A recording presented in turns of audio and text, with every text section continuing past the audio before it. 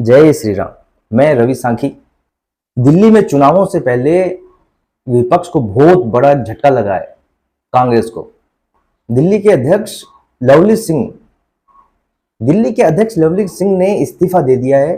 और इस्तीफा कोई नॉर्मल वे में नहीं दिया है कि ठीक है, एक तो सबसे बड़ा कारण है कि चुनावों से जस्ट पहले इस्तीफा दिया है। और इस्तीफे में जो कारण दिए गए हैं वो कारण बहुत बड़े लेवल पे है, कांग्रेस को सोचने पे मजबूर करते हैं। और यहीं से एक गणित समझाऊंगा आपको कि कैसे मतदान कम हुआ है। अब आप बोलेंगे कि ये क्या बात हुई, किसी ने इस्तीफा दे दिया है उससे लिंक कैसे होगा कि मतदान कैसे हुआ है।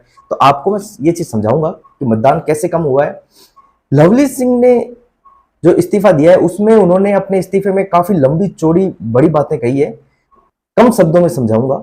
लवली सिंह ने कहा है, दो लोग जो बाहरी हैं उन्हें आपने टिकट दे दी है, जो दिल्ली को इतना समझते भी नहीं है और जो लोग दिन रात मेहनत कर रहे थे उनको आपने दरकिनार कर दिया। वो दो लोग ऐसे हैं जो लमसम लोग उनसे खफा है, नाराज हैं और लोग नहीं चाहते उन्हें वोट देना, क्योंकि उनकी उनकी हरकतें कह लीजिए या उनका व्यक्तित्व कह लीजिए वो वैसा ही है। पहले है उदित राज। आप सब जानते होंगे उदित राज सोशल मीडिया पे, ट्विटर पे मोदी जी के खिलाफ, बीजेपी के खिलाफ हर कुछ बोलते रहते हैं, हर कुछ लिखते रहते हैं, ना सिर ना पैर, पर फिर भी लिखना है, पर बोलना है। क्योंकि 2019 में उन्हें टिकट नहीं दी गई थी दिल्ली से। 14 में वो सांसद थे, 19 में उन्हें टिकट नहीं मिली तो खफा होकर वो कांग्रेस में चले गए। उसके बाद में बीजेपी और मोदी जी के खिलाफ हर कुछ लिख रहे हैं। तो अब उन्हें कांग्रेस ने मौका दिया है, टिकट दी है, जिसके खिलाफ है लोग बहुत बड़े लेवल पे। दूसरे हैं कन्हैया कुमार। इन सबका कन्हैया कुमार का आपने नाम सुना होगा, जो जेएनयू के हैं, देश विरोधी नारों में शामिल थे। और ज्यादा मुझे बोलने की जरूरत नहीं है कि कन्हैया कुमार का व्यक्तित्व कैसा है, आप सब जानते हैं उनके नाम से। और यदि नहीं जानते हैं तो गूगल पे एक बार लिख लीजिए, पूरी इनकी बायोडेटा हिस्ट्री आ जाएगी कि देश विरोधी नारों में उन्होंने कैसे कैसे क्या क्या काम किए हैं। कांग्रेस का एक बड़ा वर्ग, बीजेपी का नहीं कह रहा, बीजेपी का तो वैसे भी पसंद नहीं करता है उन्हें, जो देश हित में लोग हैं वो वैसे भी पसंद नहीं करते हैं इन्हें। मैं कांग्रेस की बात कर रहा हूं, कांग्रेस खुद के लोग इन्हें पसंद नहीं करते हैं। कन्हैया कुमार एक फर्स्ट नंबर पे, उदित सेकंड नंबर पे, उदित राज सेकंड नंबर पे। कन्हैया कुमार के पसंद ना करने के पीछे अनेकों कारण है और इससे लोग खफा भी इतने हैं, नाराज भी इतने हैं कि पार्टियां छोड़ के जा रहे हैं। जिस दिन इनका नॉमिनेशन हुआ, जिस दिन इनका नाम लिया गया, उसी दिन कांग्रेस के एक बड़े नेता कांग्रेस छोड़ के चले गए। आज लवली सिंह जो अपना अच्छा खासा वट रखते हैं कांग्रेस में, दिल्ली के अध्यक्ष हैं, वो उन्होंने आज इस्तीफा दे दिया है। दिल्ली में इन्होंने दूसरा कारण, पहला कारण तो ये दिया है कि इन बाहरी दो लोगों को आपने टिकट दे दी है। दूसरा कारण उन्होंने दिया है कि आपका आम आदमी, मतलब कांग्रेस का आम आदमी पार्टी से गठबंधन, कह रहे हैं हम इस चीज से नाराज हैं कि सबसे पहले जिन्होंने आम आदमी पार्टी का घोटाला उजागर किया, कांग्रेस का कहना है कि हमने ही आम आदमी पार्टी का घोटाला उजागर किया था और उसी के साथ में आम आदमी पार्टी के साथ में कांग्रेस आ चुकी है। और इनके लमसम बड़े बड़े शीर्ष नेता सारे जेल में हैं, इक्के दुक्के को छोड़ के। इनका गुनाह भी साबित हो रहा है। तो दूसरा कारण ये बताया है, दिल्ली में टोटल 7 सीटें हैं, 4 आम आदमी पार्टी के पास में, 3 कांग्रेस के पास में। मुझे नहीं लगता है कि ये 3 का कोई फर्क पड़ने वाला है कांग्रेस पे, ना तो अपने नाम से, ना कांग्रेस के नाम, ये आम आदमी पार्टी के नाम से। उनके कांग्रेस के उम्मीदवारों को ना तो दिल्ली में कांग्रेस के नाम पे वोट मिलने वाला है, ना उन्हें इस नाम पे वोट मिलने वाला है कि इनका गठबंधन है आम आदमी पार्टी से तो इन्हें वोट दे दो। आम जनता ये सब चीजें देखती है, समझती है कि आपने किस आदमी को, कैसे आदमी को टिकट दिया है, आपने कैसे आदमियों का समर्थन लिया है। ठीक है, वोट देने से पहले कहीं ना कहीं उसकी ये चीजें कैलकुलेट होती है, वो बोले चाहे ना बोले।